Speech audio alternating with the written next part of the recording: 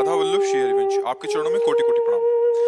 महाराज जी, माता पिता और संतान का संचित कर्म अलग होता है, तो प्राणलेवा भयंकर व्याधि संतान को क्यों प्राप्त होती है? दोनों का संयोग कर्म का मिलता है। पूरे परिवार का भी संयोग हो सकता है, जैसे माता पिता और पुत्र, तीनों के कर्म का संयोग होता है। वो अपने कर्म के प्रभाव से ऐसे माता के गर्भ में आया कि उसे जन्म से ही, गर्भ से ही रोग प्राप्त हुआ, जैसे इस शरीर को भी प्राप्त है। अब उसका कर्म है कि ऐसी माता के गर्भ से जन्म हुआ, ऐसा संयोग प्राप्त हुआ। तो भगवान जो है, एक बाण में कई निशाने नहीं हो जाते, ऐसे ही कर्म का संयोग, पिता का कर्म, माता का कर्म और पुत्र का कर्म, तीनों का संयोग बैठा करके कि उस गर्भ से उसको जन्म लेना पड़ा। अच्छा, उसी गर्भ से और भी संतानें उत्पन्न हुई, तो सबको वो रोग नहीं है। ऐसा भी नहीं है कि सबको वो रोग, उनमें से कई संतानें ऐसी जो पूर्ण स्वस्थ हैं, उनमें कोई रोग नहीं है। इस प्रकार का कोई रोग नहीं, किंचन मात्र भी नहीं। तो इसका मतलब कर्म संयोग, उस माँ का और उस पुत्र का कर्म संयोग बैठा। उस माँ में वही रोग है और दूसरे पुत्रों में नहीं है, उनका कर्म नहीं है भोग का। इसमें कर्म भोग उनका भी, माता और पुत्र दोनों का संयोग बैठता है तभी होता है। नहीं तो देखो, जैसे इस शरीर के और भाई हैं, उनको नहीं है, और इस शरीर को है। वो माता के गर्भ से पॉलिसिस्ट किडनी रोग कहते ना, वो गर्भ से ही है। वो 35 वर्ष की अवस्था हुई तब इस शरीर को ज्ञात हुआ कि इसकी दोनों किडनी खराब हो चुकी हैं, नष्ट होने वाली हैं। ऐसा कर्म संयोग होता है ना। और उसी गर्भ से और भी संतानें हैं, उनको कोई रोग नहीं है, कोई परेशानी नहीं।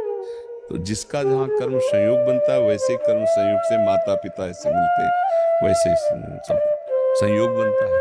मान लो अगर ऐसे तपस्वी और भजनानंदी माता पिता ना होते, हमारे अंदर भजन और तपस्या के संस्कार ही ना आते, तो शुभ संस्कार ये हुआ और अशुभ संस्कार ये हुआ कि ऐसी माँ के गर्भ से वो वंशानुगत रोग इस शरीर में भी आ गया। तो शुभ और अशुभ कर्मों का संयोग से वैसे ही माता पिता चयन किए जाते हैं, वैसे ही सारा संयोग बनता है। बस भगवान का भजन करे और इस बार सारे शुभ अशुभ को मिटा दे, यही खास बात है। उसकी जानकारी से कोई लाभ नहीं मिलने वाला। जानकारी ये करे कि अब मैं मिटाऊं कैसे उसको, तो उसका उपाय है भगवान का भजन। भगवान के भजन के निरंतर चिंतन के प्रभाव से हम संचित कर्मों को भस्म कर देते हैं, क्रियमाण को निष्प्रभावित कर देते हैं और प्रारब्ध को भोगने की सामर्थ्य आ जाती है। प्रारब्ध को हंस के भोग लेते हैं। कल वो एक डॉक्टर आए थे, तो दिल्ली से आए थे अपनी मशीन लेके। तो उन्होंने चेक किया, उनका वो क्या कहते, पावर बिल, तो क्या है ऐसे कुछ, बिल पावर क्या है, हाँ ऐसे कुछ अंग्रेजी में बोल रहे।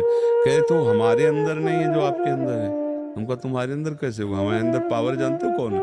मेरे बल सी वृंदावन रानी। हमारा कोई संसारिक पावर है क्या? वृंदावन रानी जाके बल में सबसो तोरी लोक वेद कुलकानी, मेरी महारानी श्री राधा रानी। हमारा पावर वो है।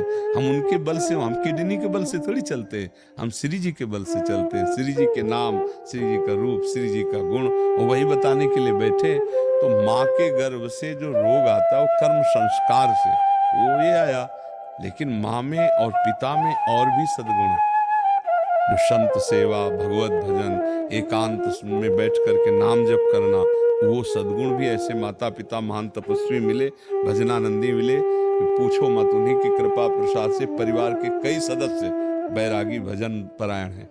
कई परिवार के लोग, हम ही अकेले नहीं, कई हमारे परिवार के लोग हैं जो त्यागी तपस्वी भजनानंदी वैराग्य मार्ग के पथिक हैं। पर पूर्व का पाप कर्म है, अब वो अपना प्रभाव दिखाता है, और भजन का प्रभाव उसको नष्ट करके भगवत प्राप्ति कराता है।